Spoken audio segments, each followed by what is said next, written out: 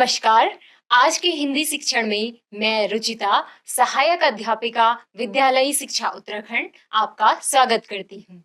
आज हम कक्षा 6 हिंदी की पाठ्य पुस्तक बाल राम कथा के पाठ 3 दो वरदान पर चर्चा करेंगे। हमारी चर्चा के बिंदु रहेंगे पाठ का आदर्श वाचन, कठिन शब्दों के अर्थ एवं पाठ में आए प्रश्नोत्तर। अभी तक हमने पढ़ा कि राम ने क्या किया। राम ने जो ऋषि विश्वामित्र थे, महर्षि जो विश्वामित्र थे, उनके आश्रम में जाकर के उन्होंने दो राक्षसों का वध करके विश्वामित्र के यज्ञ को क्या किया, सफल किया। अब आगे हम जो अध्याय पढ़ेंगे वह है दो वरदान। इसमें पढ़ते हैं, राजा दशरथ के मन में अब एक ही इच्छा बची थी, राम का राज्याभिषेक, उन्हें युवराज का पद देना। अयोध्या लौटने के बाद से ही उन्होंने राम को राजकाज में शामिल करना शुरू कर दिया था। राम यह जिम्मेदारी अच्छी तरह निभा रहे थे। उनकी विनम्रता, विद्वता और पराक्रम का लोहा सभी मानते थे।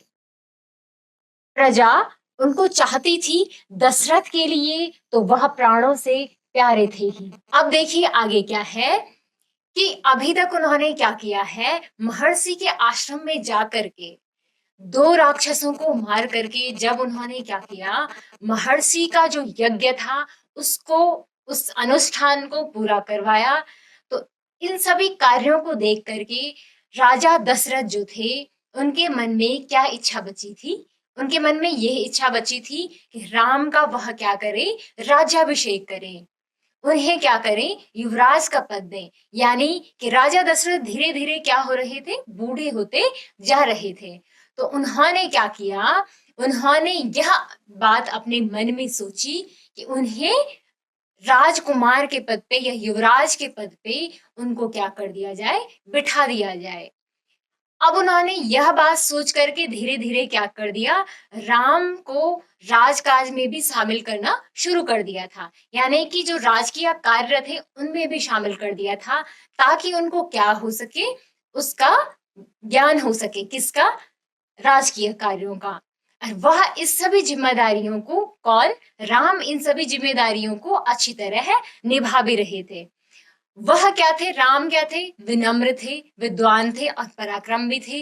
और यह सभी जनता जानती थी। प्रजा यानी कि राजा की जो जनता थी वह सभी जानती थी, और उनको, उनके काम से ही उनको अच्छा नहीं मानती थी, बल्कि उनको क्या करना चाहती थी, प्रजा भी यह चाहती थी कि क्या हो, राम क्या हो, युवराज के पद पे आसीन हो। और दूसरी बात क्या थी, दशरथ जो उनके पिता थे, उनके लिए वह सबसे प्यारे पुत्र थे। आगे देखते हैं, दरबार में राम का सम्मान निरंतर बढ़ रहा था। निरंतर यहाँ पर जो शब्द आया है, निरंतर शब्द का अर्थ है लगातार। निरंतर शब्द का अर्थ क्या है, लगातार। राजा दशरथ वृद्ध हो चले थे, वृद्ध यानी कि बूढ़े हो चले थे। मुनि वशिष्ठ से विचार विमर्श के बाद एक दिन उन्होंने दरबार में कहा, मैंने लंबे समय तक राजकाज चलाया, जैसा बन पड़ा, अब मेरे अंग शिथिल हो गए हैं, मैं वृद्ध हो चला हूं, मैं चाहता हूं कि यह कार्यभार राम को सौंप दूं। अगर आप सब सहमत हों तो राम को युवराज का पद दे दिया जाए। अगर आपकी राय इससे भिन्न है तो मैं उस पर भी विचार करने को तैयार हूं। अब देखिए अभी तक क्या है, राजा दशरथ के मन में क्या हो रहा है, यह अपने ही मन में वह सोच रहे हैं। लेकिन वह एक दिन क्या करते हैं, जब उनको यह विचार आता है कि मैं क्या कर रहा हूँ, धीरे धीरे मेरी उम्र बढ़ रही है, लगातार मेरी उम्र बढ़ती जा रही है, और मैं क्या हो चुका हूँ, वृद्ध यानी कि बूढ़ा हो चुका हूँ। तो वह किससे विचार विमर्श करते हैं इस बात का, वह करते हैं मुनि वशिष्ठ से विचार विमर्श। वह अपने मन की बात बता रहे हैं कि मैंने क्या किया है, राम को काफी लंबे समय तक अपने राजकाज में कार्य करने के लिए शामिल किया है। और मैंने स्वयं भी क्या किया है, स्वयं भी मैं अपने राजकाज को कर रहा हूँ और मुझसे इस जनता के लिए, इस प्रजा के लिए, मेरी इस प्रजा के लिए जितना बन पड़ता है मैं क्या कर ही रहा हूँ, निरंतर कार्य। लेकिन धीरे धीरे जैसे कि मेरी उम्र बढ़ रही है, मेरे अंग शिथिल हो गए, यानी कि मेरा शरीर भी क्या होने लगा है, वृद्ध होने के साथ साथ मुझ में इतनी क्षमता नहीं रही या मुझ में इतनी ताकत नहीं रही जितनी ताकत से मैं पहले कार्य करता था। तो अब मैं यह चाहता हूँ, वो किससे कह रहे हैं, मुनि वशिष्ठ से कह रहे हैं कि मैं ये चाहता हूँ कि जो मेरा कार्यभार है, जो मेरा राजकीय कार्य है, मैं उसे किसको सौंप दूं, राम को सौंप दूं। और अगर आप सहमत हैं तो मैं उसको क्या कर दूं, युवराज के पद पर बिठा दूं। और अगर आपकी राय इससे भिन्न है, यानी कि अलग, कि मैं ये भी बता रहा हूं कि अगर आपकी राय इससे अलग है तो मैं उस पर भी विचार करने को तैयार हूं। लेकिन मेरे मन में जो विचार आ रहा है, मैं आपके समक्ष उस विचार को रख रहा हूं। वह क्या करते हैं, मुनि वशिष्ठ को ये बात बताते हैं। आगे देखते हैं। सभा ने तुमुल ध्वनि से राजा दशरथ के प्रस्ताव का स्वागत किया। राम की जय जयकार होने लगी। दशरथ थोड़ी देर तक सुनते रहे। संतोष के साथ उन्होंने कहा, शुभ काम में देरी नहीं होनी चाहिए। मेरी इच्छा है कि राम का राज्याभिषेक कल सुबह कर दिया जाए। यह समाचार पलक झपकते पूरे नगर में फैल गया। हर जगह बस यही चर्चा थी। राज्याभिषेक की तैयारियां शुरू हो गई थी। अब यहाँ पर देखिए, जैसे ही प्रस्ताव राजा दशरथ ने पूरी बैठक में रखा है, मुनि वशिष्ठ के सामने रखा है, तो क्या हो गया, सबने क्या किया, इस बात को स्वीकार करते हुए राम की जय जयकार सभी करने लगे। लेकिन दशरथ क्या हुआ, दशरथ ने क्या किया, थोड़ी देर तक सुना, फिर संतोष के साथ उन्होंने कहा कि अगर आप सब इस काम में सहमत हैं तो ये शुभ काम में देरी नहीं होनी चाहिए। और मेरी यह इच्छा है कि क्या है, मेरी यह इच्छा है कि मैं सुबह ही क्या कर दूं, अपने पुत्र, जो अपने सबसे बड़े पुत्र कौन, राम का कल ही राज्याभिषेक कर दूं। अर्थात राम को कल ही क्या बना दूं, युवराज बना दूं। और जैसे ही राजा दशरथ ने यह समाचार अपनी बैठक में रखा और प्रजा को बताया, जैसे ही यह समाचार क्या किया, दशरथ ने दिया या अपना विचार विमर्श मुनि वशिष्ठ के साथ किया है, तो यह समाचार क्या हो गया, पलक झपकते ही, यानी कि कम समय में पूरे नगर में यह बात फैल गई। और हर हर जगह क्या थी, यही चर्चा चल रही थी कि अब क्या है, कल सुबह राज्याभिषेक की तैयारियां शुरू हो रही हैं, यह बात चल रही है। आगे बढ़ते हैं। भरत और शत्रुघ्न उस समय अयोध्या में नहीं थे। वह अपने नाना केकयराज के यहाँ गए हुए थे। भरत जब भी अयोध्या लौटने की बात करते, नाना उन्हें रोक लेते। भरत को अयोध्या की घटनाओं की सूचना नहीं थी। उन्हें अपने पिता के निर्णय के संबंध में नहीं पता था। यह जानकारी भी नहीं थी कि अगले दिन राम का राज्याभिषेक होने वाला है। केकई से एक दिन में भरत और शत्रुघ्न का आना संभव नहीं था। राजा दशरथ ने इस संबंध में राम से चर्चा की। अब क्या होता है, क्योंकि राम कितने भाई थे, राम के अन्य 3 भाई थे, यानी कि दशरथ के 4 पुत्र थे। कौन, राम, लक्ष्मण, भरत और शत्रुघ्न। तो भरत और शत्रुघ्न जो थे वह उस समय अयोध्या में नहीं थे। किस समय, जब यह बात चल रही थी राम के राज्याभिषेक की। तो वह कहाँ गए हुए थे, वह गए हुए थे अपने नाना के यहाँ। तो क्या हुआ कि उनको बिल्कुल भी इस बात की खबर नहीं थी कि क्या है, कल सुबह किसका राज्याभिषेक की बात चल रही है, राम के राज्याभिषेक की बात चल रही है।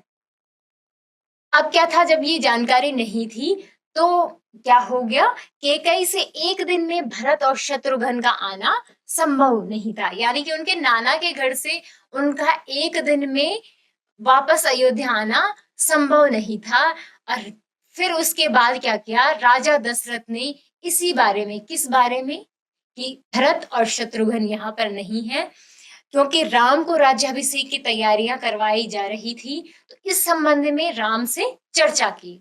आगे बढ़ते हैं।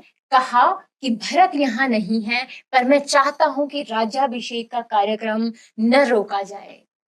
उन्होंने राम से कहा, जनता ने तुम्हें अपना राजा चुना है, तुम राजधर्म का पालन करना, कुल की मर्यादा की रक्षा अब तुम्हारे हाथ में है। अब यहाँ पर देखिए कि राजा दशरथ क्या कह रहे हैं कि भरत जो कि तुम्हारा भाई है, वह तो यहाँ पर नहीं है, लेकिन मैं चाहता हूं कि उसके यहाँ न होने पर तुम्हारा राज्याभिषेक जो कि कल सुबह होना है, वह कार्यक्रम न रोका जाए। और उन्होंने यह बात कहते हुए राम को यह सीख दी, क्योंकि हमेशा क्या होता है कि जब बड़े बुजुर्ग अपने जीवन को व्यतीत करते हुए आगे बढ़ते हैं, तो वह अपने अनुभवों के द्वारा जो नई जो पीढ़ी होती है वह एक सीख देती है। तो राम के पिता ने भी राम से क्या कहा कि जनता ने तुम्हें अपना राजा चुना है, कि किसने चुना है? जनता ने चुना है। और तुम्हारा यह धर्म बनता है कि उनका पालन पोषण और उनकी क्या कर सको, उनकी रक्षा कर सको। दूसरा क्या है कि दूसरा उन्होंने कहा कि कुल की मर्यादा की रक्षा अब तुम्हारे हाथ में है। कि क्या है, अभी तक तो जैसे तैसे मुझसे जितना भी बन पड़ा, मैंने क्या किया, अपनी प्रजा के लिए जितना हो सकता है मैंने सब कुछ किया है, लेकिन अब उसकी रक्षा करना, किसकी, कुल की मर्यादा के साथ साथ प्रजा की रक्षा करना अब तुम्हारे हाथ में है। यह सीख किसके द्वारा दी गई? राजा दशरथ के द्वारा दी गई। किसको? राम को, जो कि सुबह जिनकी तैयारियां राज्याभिषेक की हो रही थी। राज्याभिषेक की तैयारियां रानी कैकेयी की दासी ने भी देखी, मंथरा ने। अब यहाँ पर देखिए, अब जब हम आगे बढ़ेंगे तो मंथरा और कैकेयी का नाम क्या होता है, बार बार आता है, और उनका जो विचार विमर्श है वो भी बार बार आता है। इसलिए यहाँ पर गौर देने वाली बात, ध्यान से देखने वाली बात क्या है कि जब राज्याभिषेक की तैयारियां हो रही थी, रानी कैकेयी की दासी कौन थी? मंथरा थी। तो रानी कैकेयी की दासी ने भी देखा क्या, जब राज्याभिषेक की तैयारियां हो रही थी। शुरू में इसे चहल पहल का कारण समझ में नहीं आया, उसने इसे कोई अन्य अनुष्ठान समझा। इतनी रौनक, ऐसी सजावट, ऐसा कुछ उसने अन्य अनुष्ठानों में नहीं देखा था। अब क्या है कि मंथरा कौन थी? रानी कैकेयी की दासी थी। जब उन्होंने चहल पहल महल में देखी है, तो उनको समझ में नहीं आया। उनको लगा कि कोई या तो यज्ञ हो रहा है या फिर कोई समारोह हो रहा है। तो उनको अपने ही मन में सोच रही है कि इतनी रौनक, इतनी सजावट, ऐसा कुछ उसने अन्य अनुष्ठानों में नहीं देखा था। यानी कि इससे पहले इतनी सजावट और इतनी रौनक उस राजमहल में नहीं थी। उससे अचंभा हुआ। फिर उसने रानी कौशल्या की दासी से पूछा। उसे तब पता चला कि कल राम का राज्याभिषेक होने वाला है, यह उत्सव उसी के लिए है। अब रानी कौशल्या की दासी से उन्होंने क्या पूछा? किसने? मंथरा ने पूछा कि यह इतनी सजावट और इतनी रौनक क्यों हो रही है। तब उसको पता चला, किसको? मंथरा को, कि क्या है, कल राम का राज्याभिषेक होने वाला है। उत्सव, यानी कि उत्सव का अर्थ होता है त्योहार, कि यह त्योहार जैसा दिन उसी के लिए तैयार हो रहा है। यानी कि यह राजमहल उसी त्योहार वाले दिन के लिए तैयार हो रहा है। मंथरा जल भुन गई। राम का राज्याभिषेक उसे षड्यंत्र लगा, कैकेयी के विरुद्ध। वह कैकेयी की दासी थी बचपन से। कैकेयी का हित उसके लिए सर्वोपरि था। अब देखिए, अब क्या हुआ कि मंथरा ने जैसे ही यह बात सुनी, वह जल भुन गई। यानी कि वह अपने अंदर ही अंदर कुटती गई कि राम का राज्याभिषेक, यह उसे क्या लगा? षड्यंत्र जैसा लगा। कि क्या है, किसके विरुद्ध? कैकेयी के विरुद्ध। जो किसको लगा ऐसे? मंथरा को लगा, जो किसकी दासी थी? कैकेयी की दासी थी। उसको लगा कि कैकेयी के विरुद्ध क्या है, ये षड्यंत्र हो रहा है। अब क्या था, क्योंकि मंथरा को बुरा क्यों लगा? क्योंकि वह उसकी बचपन से दासी थी। और दूसरा क्या था, कैकेयी का हित उसके लिए सर्वोपरि। सर्वोपरि का अर्थ होता है सबसे ऊपर। इस सर्वोपरि यानी कि सबसे ऊपर था। मंथरा उसे अपना हित मानती थी, कैकेयी की मोह लगी थी। रानी कैकेयी भी उसे बहुत मानती थी। क्रोध से आग बबूला मंथरा रनिवास की ओर भागी, सीधे कैकेयी के कक्ष में।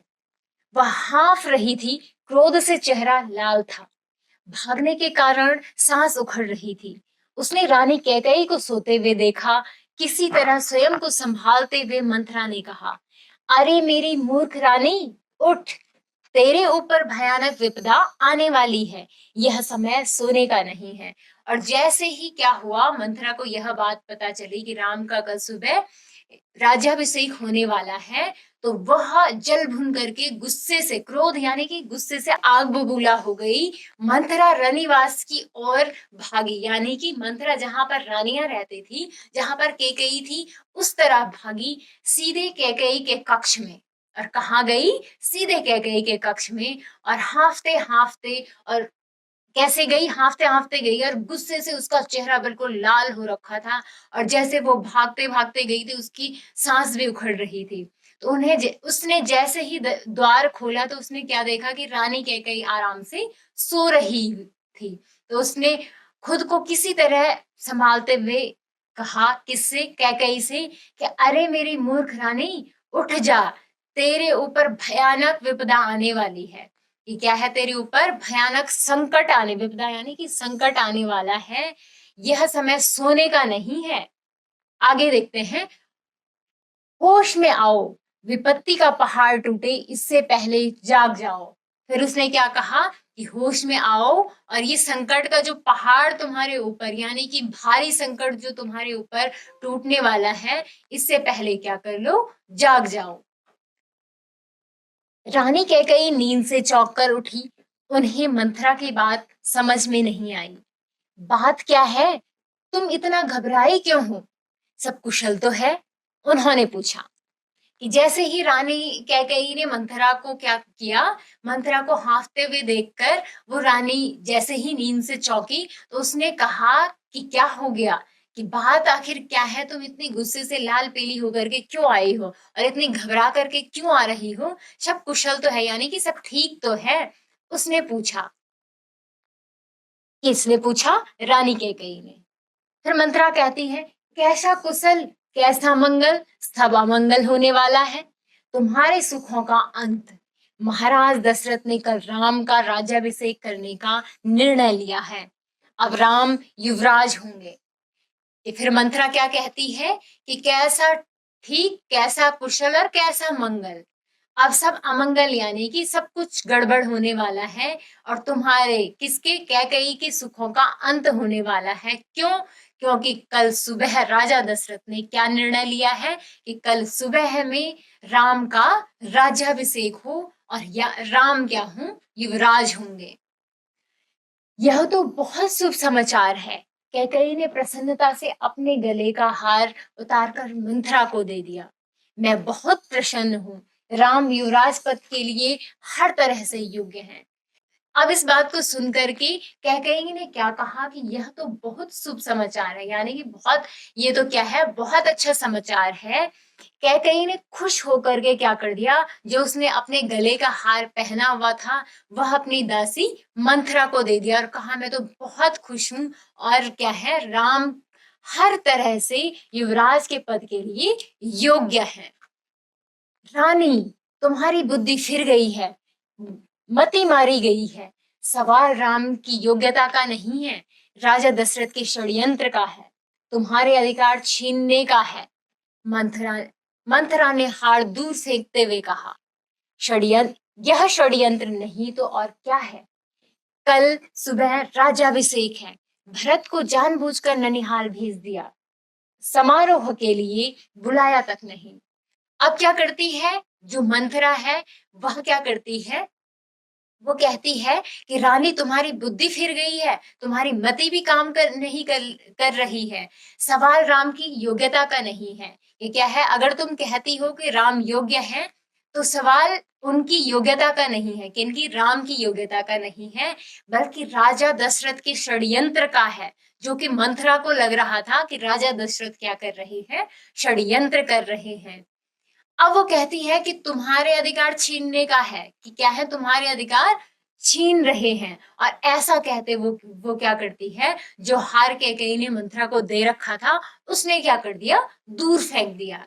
अब वो कहती है कि यह षड्यंत्र नहीं तो और क्या है, कल राज्याभिषेक है, भरत को जानबूझकर कहाँ भेज दिया है, ननिहाल भेज दिया है, और समारोह में उनको बुलाने के लिए अभी तक कोई तैयारियां भी नहीं है और बुलाया तक नहीं जा रहा है। कैकेयी का स्वर उग्र हो गया। उन्होंने मंथरा को डांटते हुए कहा, राम के प्रति मेरा अगाध स्नेह है, वह मुझे माँ के समान मानते हैं, तुझे इसमें षड्यंत्र दिखाई देता है। इसमें षड्यंत्र नहीं है, राम के बाद भरत ही राजा बनेंगे, राज सर्वदा ज्येष्ठ पुत्र को ही मिलता है। मंथरा पर इस फटकार का कोई प्रभाव नहीं हुआ। उसके लिए यह दशरथ का षड्यंत्र था।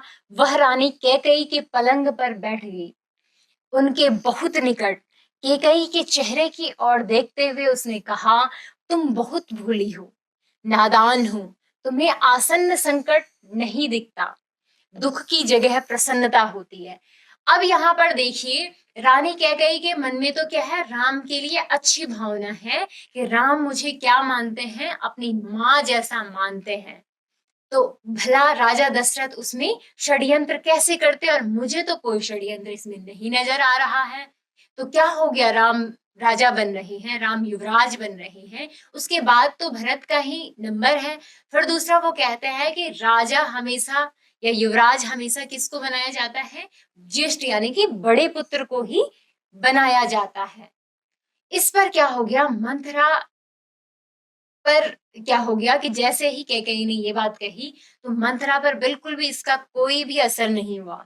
उसके लिए यह अभी भी क्या था, राजा दशरथ का षड्यंत्र ही था। अब वो क्या करती है, रानी कैकेयी, कौन, मंथरा, रानी कैकेयी के पलंग पर बैठ जाती है, उनके बहुत निकट यानी कि बहुत नजदीक बैठ जाती है। फिर वो क्या करती है, कैकेयी के चेहरे की तरफ देखते हुए कहती है कि तुम बहुत भूली हो, यानी कि तुम बहुत सीधी हो और बहुत नादान भी हो। तुम्हें आसन्न, आसन्न यानी कि होता है नजदीक आया हुआ, बिल्कुल नजदीक आया हुआ, तुम्हें आसन्न संकट नहीं दिखता है, कि तुम्हें जो नजदीक संकट आ रहा है वह नहीं दिख रहा है, और तुम्हें क्या है, दुख होने के बजाय प्रसन्नता यानी कि खुशी हो रही है। इस बुद्धि पर किसी को भी तरस आएगा। समझो रानी, राम राजा बने तो तुम कौशल्या की दासी बन जाओगी, भरत राम के दास हो जाएंगे, वह राजा नहीं बनेंगे। राम के बाद अगला राजा राम का पुत्र होगा। अनर्थ को अर्थ समझने की मूर्खता मत करो। रानी राम को मिला तो वे भरत को देश निकाला दे देंगे, वे भरत को दंड देंगे। इस तिरस्कार से भरत की रक्षा करो। रानी, कोई ऐसा उपाय करो कि राजगद्दी भरत को मिले और राम को जंगल भेज दिया जाए। अब देखिए यहाँ पर क्या है कि मंथरा क्या करती है, कैकेयी को सिखाती है कि जैसी बुद्धि तुम्हारी है, ऐसी बुद्धि पर हर किसी को तरस आएगा। तुम समझो, बात को समझो कि अभी राम को अगर राजा बना दिया जाता है तो तुम क्या हो जाओगी, क्योंकि राम किसका पुत्र था, कौशल्या का पुत्र था। तो वो कैकेयी को कहती है, तुम क्या हो जाओगी, कौशल्या की दासी बन के रह जाओगी, और भरत क्या हो जाएगा, राम के दास हो जाएंगे। और फिर अगला क्या होगा कि अगर राम को राजा बना दिया जाएगा तो राम के बाद उसका पुत्र क्या होगा, राजा होगा। इसके बाद भरत का तो कहीं पर भी क्या नहीं होगा, नाम ही नहीं होगा, और तुम दोनों यानी कि कैकेयी और भरत क्या होगा, सिर्फ दासी और दास बन के रह जाएंगे। इस अनर्थ को अर्थ समझने की मूर्खता मत करो। यानी कि ये जो ये जो तुम्हारे साथ अनर्थ हो रहा है, इसको अगर तुम अर्थ समझ रहे हो तो ये क्या है, रानी कैकेयी की मूर्खता है। अब वो कहती है कि राम को राज मिला तो वह भरत को देश से निकाल देंगे, यानी कि अगर राम को यह युवराज का पद मिला तो भरत को क्या कर देंगे, वह इस देश से निकाल देंगे और भरत को दंड दे देंगे। अब क्या कहती हैं वो, कौन, मंथरा कैकेयी को सिखाती है कि भरत की रक्षा करो, और कुछ ऐसा करो कि राम को राजगद्दी न मिल करके भरत को राजगद्दी मिले। और वह यह बात सबसे पहले कैकेयी के मन में डालती है कि कुछ ऐसा करो कि राम को जंगल भेज दिया जाए, कुछ ऐसा उपाय करो कि राम को जंगल भेज दिया जाए। कैकेयी पर मंथरा की बातों का असर होने लगा, उनका सिर चकरा गया। वह पलंग से उठी तो पांव सीधे नहीं पड़े, आंखों में आंसू थे, मन भारी हो गया। प्रसन्नता की जगह अव्यक्त क्रोध ने ले ली। मंथरा के तर्कों में उन्हें सच्चाई दिखने लगी। तुम ही बताओ मैं क्या करूं? कैकेयी ने आंसू पोंछते हुए मंथरा से कहा। मंथरा पलंग से उठी, कैकेयी के पास जाकर खड़ी हो गई। उसने कहा, याद करो रानी, महाराज दशरथ ने तुम्हें 2 वरदान दिए थे। दशरथ से अपना वचन पूरा करने को कहो। एक से भरत के लिए राजगद्दी मांग लो, दूसरे से राम को 14 वर्ष का वनवास। तो यह सब सुन करके, मंथरा की बातों को सुन करके कैकेयी के मन पर भी अब क्या हो गया, उसकी बातों का असर हो गया। वो क्या हुआ कि वह, उसका मन इतना भारी हो गया कि वह पलंग से उठ करके पांव अपने सीधे नहीं कर पाई। और जो उसके मन में अभी तक खुशी थी, वह खुशी जाहिर न करते हुए उसके मन में अब क्या हो गया, अव्यक्त, यानी कि जो वह बता नहीं पा रही थी, ऐसा गुस्सा उस खुशी ने, ऐस, ऐसे न बताने वाले गुस्से ने किसका रूप ले लिया? खुशी का रूप ले लिया। प्रसन्नता की जगह अव्यक्त क्रोध ने ले ली। अव्यक्त यानी कि जाहिर न करने वाला क्रोध, यानी कि गुस्सा। यानी कि अब जो रानी कैकेयी के मन में खुशी थी, वह खुशी की जगह क्या हो गया, गुस्से ने ले ली। मंथरा के तर्कों में उन्हें सच्चाई दिखने लगी, यानी कि जो मंथरा कह रही थी, अब वो क्या करने लगी, रानी कैकेयी को लगा कि ये बिल्कुल सच कह रही है, बिल्कुल मेरे लिए जो उचित है वह कह रही है। अब वो कहती है आंसू पोंछ करके कि तुम ही बताओ मैं करूं क्या। तो मंथरा क्या करती है, पलंग से उठ करके रानी के पास जाकर के खड़ी होती है। तो उसने कहा कि याद करो, राजा दशरथ ने तुम्हें 2 वरदान दिए थे, वह 2 वरदानों को अभी उसका सदुपयोग करने का यही समय है, अपना वचन पूरा करने का यही समय है। एक तो क्या कर दो, भरत के लिए राजगद्दी मांग लो, और दूसरा क्या कर दो, राम को 14 वर्ष का वनवास देने के लिए अपना दूसरा वचन पूरा करने के लिए कहो। कैकेयी का चेहरा तमतमाया हुआ था। उन्हें मंथरा की बात ठीक लगी। उनके मन में एक प्रश्न अब भी था, यह बात दशरथ से कैसे कहें, उन्हें रनिवास बुलाएं या प्रतीक्षा करें। मंथरा ने कैकेयी के मन की बात भांप ली। उसने कहा, तुम मैले कपड़े पहनकर को भवन चली जाओ। महाराज दशरथ आए तो उनकी ओर मत देखो, बात मत करो। तुम उनकी प्रिय रानी हो, तुम्हारा दुख देख नहीं पाएंगे। बस उसी समय तुम उन्हें पिछली बात याद दिलाना, दोनों वचन मांग लेना। मैं ऐसा ही करूंगी, महाराज का षड्यंत्र सफल नहीं होने दूंगी। अब आगे उनकी क्या योजना बनती है कि क्या होता है कि मंथरा कहती है कि अब क्या है, अब अब तुम क्या करोगी, अभी मतलब अपनी बात को तुम राजा दशरथ के सामने कैसे रखोगी। यह बात मंथरा के मन में भी थी और कैकेयी के मन में भी था कि मैं कैसे राजा दशरथ को इस बात को बताऊं। तो मंथरा क्या बताती है कैकेयी को, कैकेयी को कहती है कि तुम बिल्कुल मैले से कपड़े पहन करके और उदास सा चेहरा लेकर के क्या करो, कोप भवन में चली जाओ, यानी कि बिल्कुल उदास सी बैठ जाओ। तो अगर महाराज दशरथ आएंगे और उनकी तरफ देखना भी मत, बिल्कुल बात भी मत करो। फिर उससे क्या होगा, क्योंकि तुम क्या हो, उनकी सबसे प्रिय रानी हो, तो वह तुम्हारा जो दुख है वह देख नहीं पाएंगे।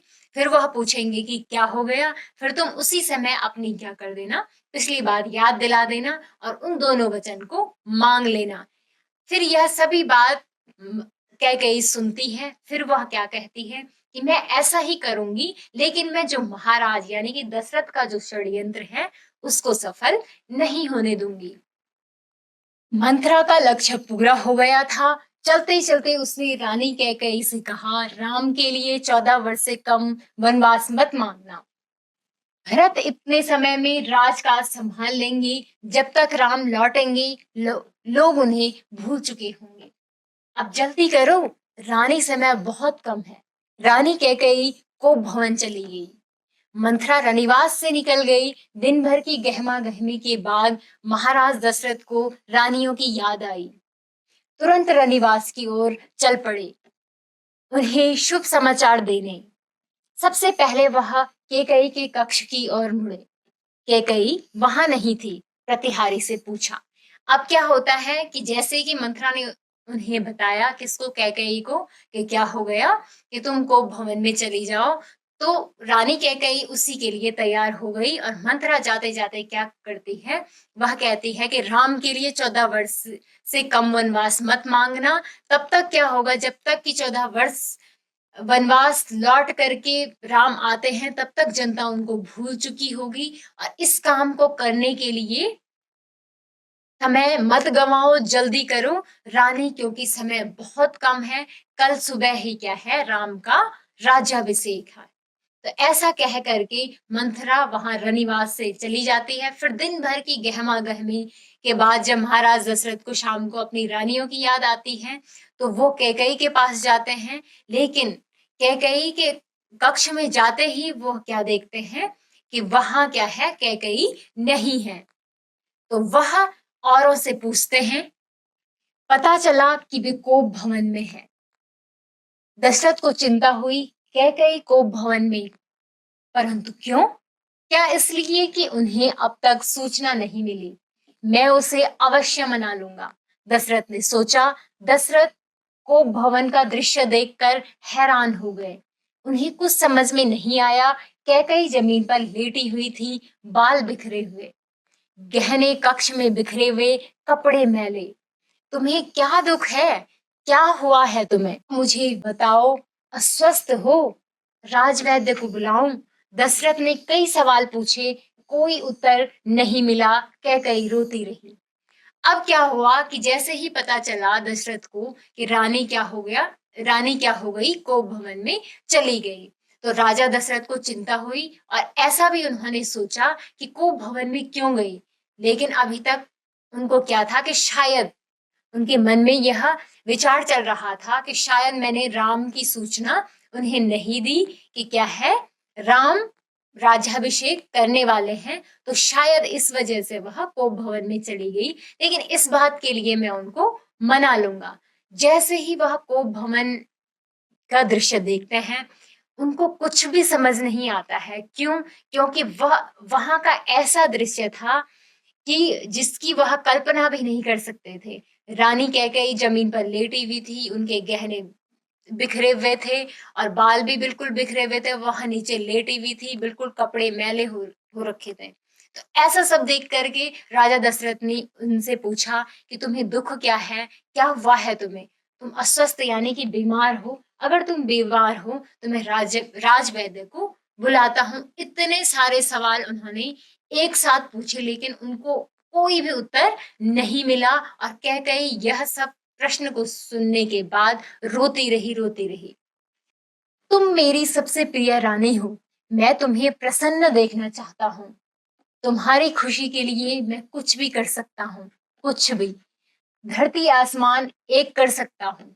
दशरथ ने कैकेयी को मनाने के लिए बहुत प्रयास किया, उत्तर उन्हें फिर भी नहीं मिला। दशरथ भी भूमि पर बैठ गए, विनती करते रहे।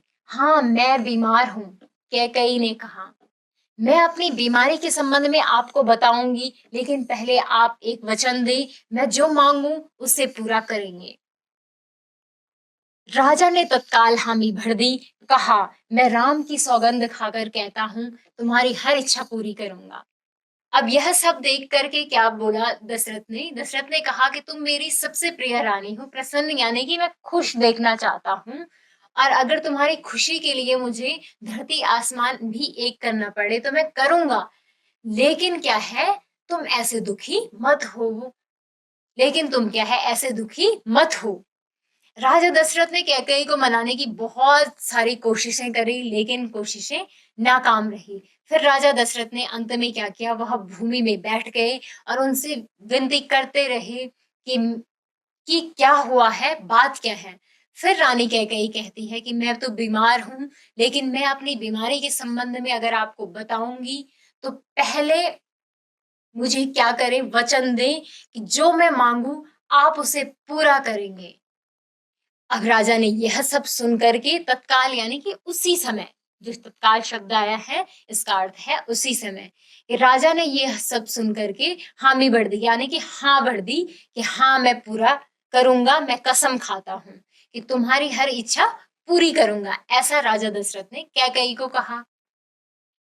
महाराज दशरथ ने राम की सौगंध ली तो कैकेयी उठकर बैठ गई।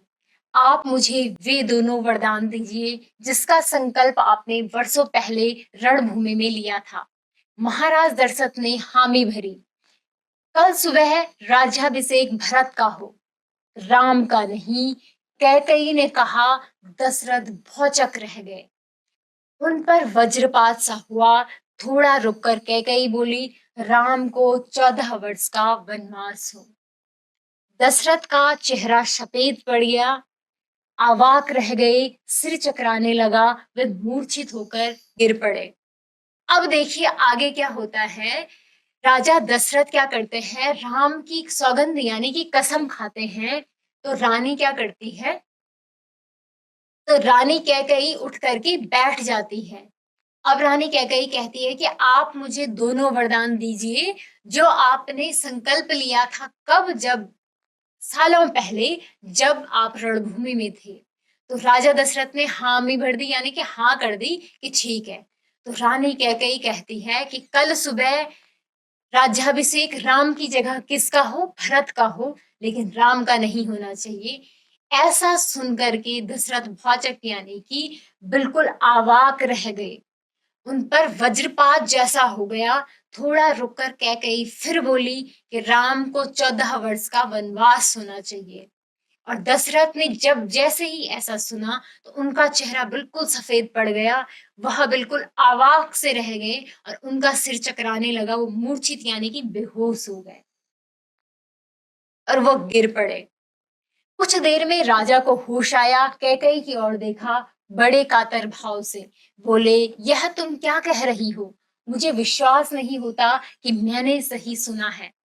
कैकेयी अड़ी रही। दशरथ कैकेयी की मांग को अस्वीकार करते रहे, अनर्थ बताते रहे।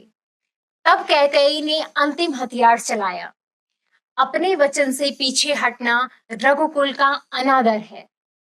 आप चाहें तो ऐसा कर सकते हैं, पर तब आप दुनिया को मुंह दिखाने योग्य नहीं रहेंगे। अब देखिए क्या होता है कि राजा को जैसे ही होश आता है, वह क्या करते हैं, रानी कैकेयी की तरफ देखते हैं और वह बड़े कातर भाव से, यानी कि उनका मन बहुत भारी है, और वह कहते हैं कि जो मैंने सुना है मुझे उस बात पर विश्वास नहीं हो रहा है। क्या तुम सही, जो मैंने सुना है वही तुमने कहा है। लेकिन क्या हुआ, कैकेयी इसी बात पर अड़ी रही और कैकेयी की मांग को अस्वीकार यानी कि स्वीकार न करते हुए, कि कैकेयी की मांग को स्वीकार न करते हुए अनर्थ बताया कि क्या है, इसका कोई अर्थ नहीं है। तब कैकेयी ने क्या किया, अपना अंतिम हथियार चलाया, यानी शब्द रूपी हथियार उन्होंने क्या चलाया कि अपने वचन से पीछे हटना रघुकुल का अनादर है। यानी कि रघुकुल के कौन है वंशज, राजा दशरथ, राम, कैकेयी, राजा दशरथ, राम, भरत, लक्ष्मण, शत्रुघ्न, सभी क्या है, रघुकुल के वंशज हैं। तो कहा भी जाता है कि रघुकुल रीत सदा चली आई, प्राण जाए पर वचन न जाए। तो यह बात अब वह राजा दशरथ के सामने रखती है कि यह, आप अगर अपने वचन से पीछे हटते हैं तो यह क्या है, रघुकुल का अनादर है। और आप चाहें तो ऐसा कर सकते हैं, अपने वचन से पीछे हट सकते हैं, लेकिन आप दुनिया को क्या मुंह दिखाएंगे, आप प्रजा को क्या मुंह दिखाएंगे। ऐसी शर्त उन्होंने रखी। किसने, कैकेयी ने ऐसी शर्त को रख करके राजा दशरथ के जैसे पैरों तले जमीन ही ले ली। अब क्या था, राजा दशरथ के सामने बिल्कुल भी क्या था, सन्नाटा जैसे हो गया था। उनको समझ नहीं आ रहा था, वह जहां उनके मन में क्या थी, प्रसन्न था, थी राम के राज्याभिषेक को लेकर के। वहां उनके मन में क्या था, अब दुख हो गया था, किसकी बात सुन करके, कैकेयी की बात सुन करके।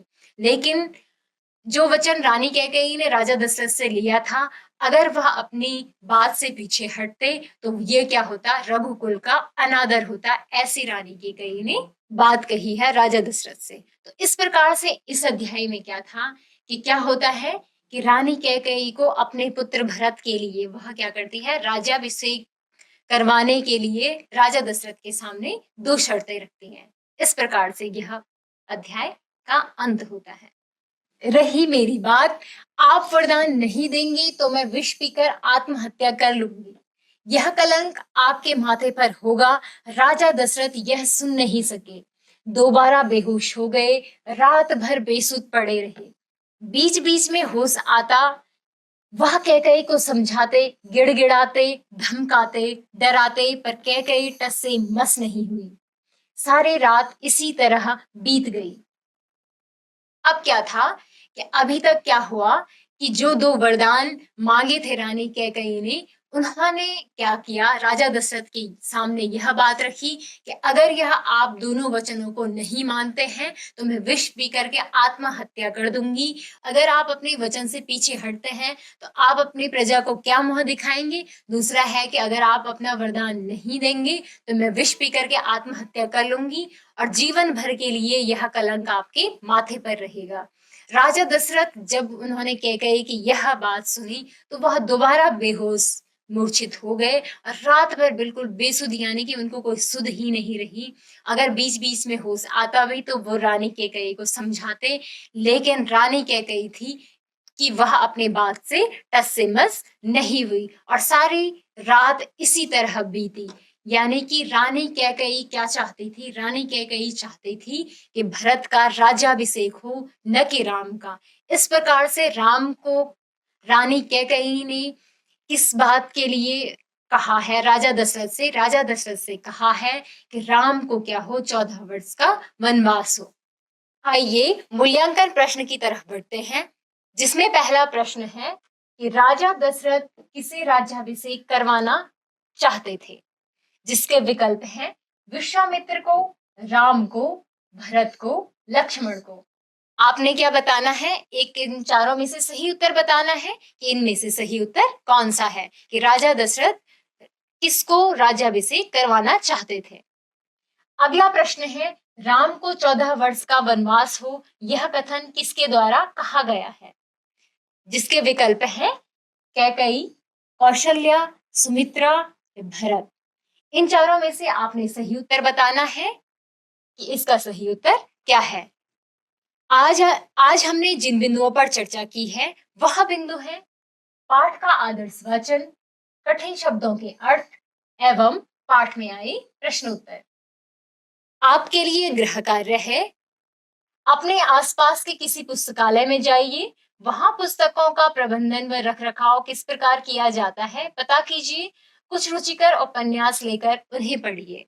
आशा है आज की कक्षा में आप आशा है आज की कक्षा में हमने जिन जिन बिंदुओं पर चर्चा की है आपको भली भांति समझ में आए होंगे। मिलते हैं अगली कक्षा में, तब तक के लिए धन्यवाद।